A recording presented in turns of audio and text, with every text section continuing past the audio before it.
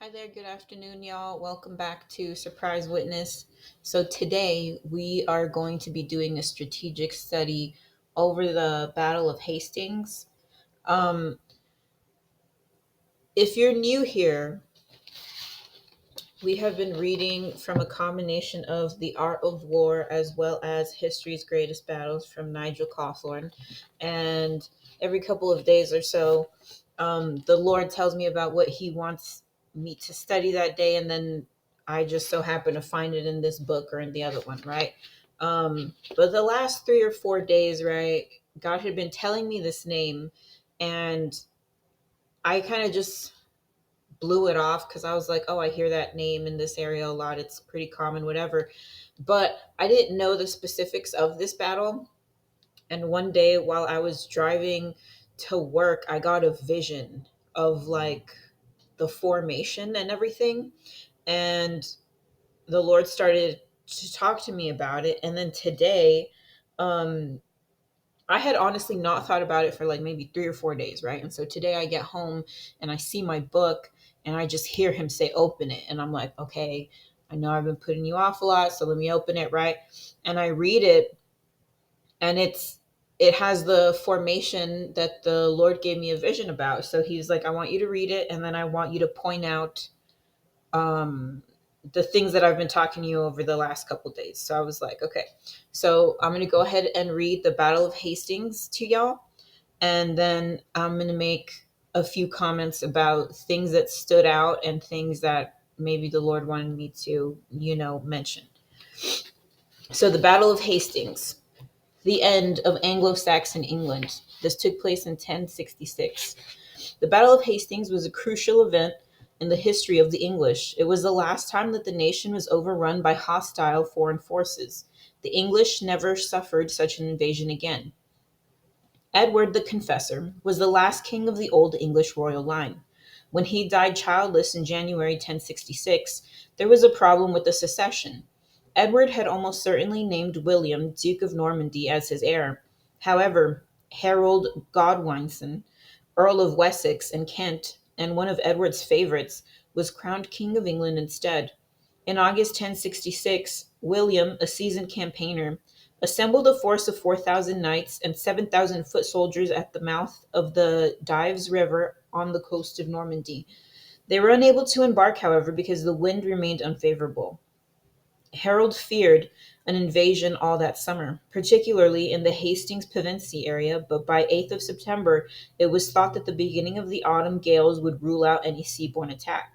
Accordingly, the English fleet was dispersed and the army disbanded. The same day, another claimant to the English throne, the Norwegian King Harald Hardrade, arrived in the Tyne estuary. Joining forces with Harold's embittered brother Tostig and former Earl of Northumbria, Hardrade seized York on the 20th of September. Harold hurriedly assembled an army of no more than 2,000 men and set off northwards, leaving the south of England totally undefended. The English met with the Norwegian forces at Stamford Bridge on 25th of September and slaughtered them. Both Hardrade and Tostig were killed, and the 300 Viking ships that had arrived in Tyne had only 24 to take the survivors home. William breathed a sigh of relief when he heard the news. He considered Hardrade to be a far more formidable foe than Harold. 2 days later, the wind in the Channel turned to the south. It seems that William planned to sail due north from Normandy and land on the Isle of Wight, giving him an offshore base for attacks on the mainland. However, a westerly squall blew him up the channel to Pevensey, where he landed on the 28th of September. There, on the beach, he built a makeshift fort on the ruins of a Roman stronghold. 2 days later, he moved his entire army 10 miles to the east to the small fishing port of Hastings, which provided a much better base for the invasion. There, above the town, he built two wooden forts with palisaded ditches, which is going to be the picture on the thumbnail, so you guys get like a visual of what a palisade is. On the 2nd of October, Harold heard that William had landed, and he began his march south. In London, he hastily assembled a force of some 7,000 men who were poorly armed and mostly untrained. Although William was no real threat to London and the seat of power, his men were plundering Kent, Harold's own earldom, so Harold had little option but to march south and confront him. Harold arrived outside Hastings on the 13th of October, where he camped for the night. When William rode out of his Hastings stronghold at 6 a.m. the following morning, half an hour before sunrise, he found Harold's army already formed up. They were 10 or 12 ranks deep and spaced along a high ridge blocking his path. The English flanks were protected by streams and hollows, and their rear was shielded by a steep slope. The ground was marshy at the bottom of the ridge. Only a narrow strip in the center was firm enough for William's army to negotiate as they marched into battle. William sent his troops through his narrow gap and formed them up at the front of the ridge.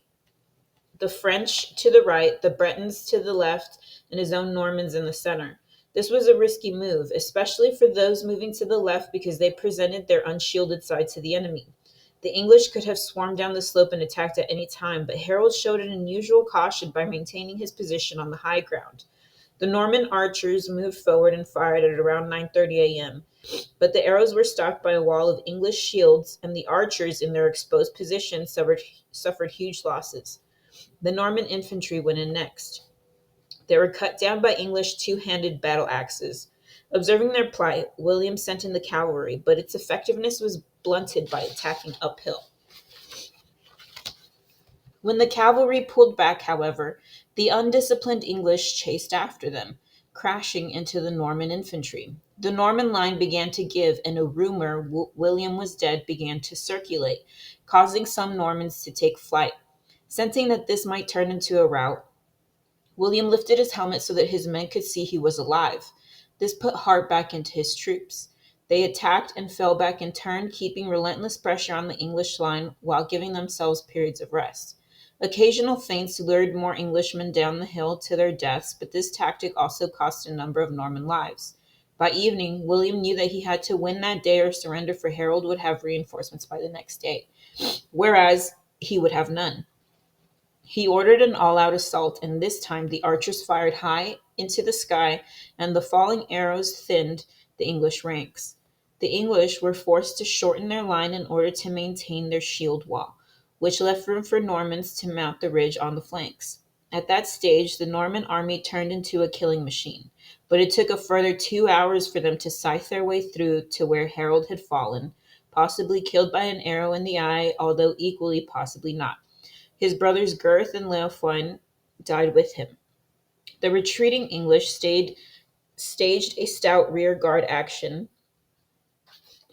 at the edge of the forest of Andredswald that covered much of Kent, but they were cut down to a man. The road to London was now open to William. Instead of making straight for the capital, he encircled it, thereby isolating the city. The remaining English leaders surrendered to him at Berkhamsted, and William was crowned king in Westminster Abbey on Christmas Day, 1066. Resistance to William continued until 1071, however, and a series of castles had to be built across the country to keep the people in subjugation. William dispossessed the old Saxon lords and parceled out their lands to his knights. Although he kept much of the old Saxon system of administration and law, it was overlaid with the feudal system that was practiced in the continent, and a body of new continental forest law was introduced. The conquest also broke England's traditional ties with Scandinavia and brought the country into Western Europe politically. Vernacular English was replaced by Latin and Norman French in official documents, and other records in written English did not reappear until the 13th century. This was interesting because, like I said, it's like the most absurd stuff is most effective in war, right? So the rumor part reminded me of Isaiah 37:7, where God says, "Surely I will send a spirit upon him, and he shall hear a rumor and return to his own land, and I will cause him to fall by the sword in his own land." So one of the reasons why this is important is because I feel like Jehovah tells us the power of the spirit of a rumor, right? A whole nation can be conquered, a whole army can fall because you believe a rumor. But here, what's interesting here is that he goes against the rumor and he reveals himself, right? And that boosts the morale of his troops and has an almost opposite effect, right? Where they become empowered by the fact that he actually is not dead. And so um, I also thought it was interesting that that feudal law was mentioned here and it turning into a forest law, right? And in forest law, from what I read, it's when like okay, here's I'm gonna read it from like some website I found. Um, the aim of forest law is to protect the beasts which the king hunted, deer and boar amongst the others. Um, and another website that I read that it was to make sure that the king had exclusive hunting rights over the most desirable beasts. So I guess he gets first call, first shots, regarding hunting. But that to me was also interesting because something that the Lord's been talking to me about is that underground organizations, deep state, whatever, he told me that they have a very feudalistic structure. And like the visions he keeps giving me are like transitions of power and how it goes from being a feudalistic structure to something that is based on like an hierarchy, which I don't understand yet because to me I'm like, well, these people just so happen to be the richest too, so like what is the hierarchy based on? And I still don't know, that's something I'm still asking the Lord about. But but this battle was interesting because yet again we see how important it is to maintain the high ground, right? But in the battle of King David versus the Jebusites, the high ground only mattered unless you infiltrated the city from underneath, or as these archers did, exceedingly high. You either have to get on top of the high ground or you have to get underneath it and infiltrate from underneath, right? But um it's I'm not sure if God is telling me about these strategies because they're going to come out in the news, because I did feel like the Battle of Marathon came out when the Red Sea was first being attacked by pirates, like Houthi rebels and stuff. But now, you know, I'm asking him, why are you telling me about specific battles and why are you sharing it with me? And does it matter, right? And literally right now, I just heard Rafa. So I'm going to look it up.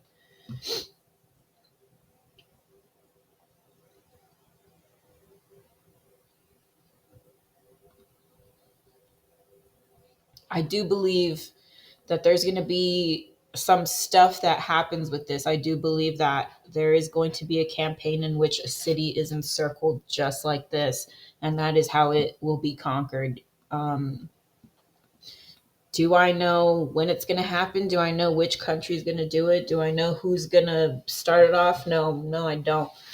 But I find it very interesting that a lot of the words that the Lord has been giving me lately are about this. And this is why I started the channel, right? Because God just started talking to me in military campaign speak. And I was like, I don't know what that is. Like, and so now I'm looking it up.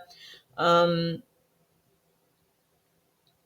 so I don't know, keep an eye out on the news. And if you see anything that might pertain to the Battle of Hastings or is similar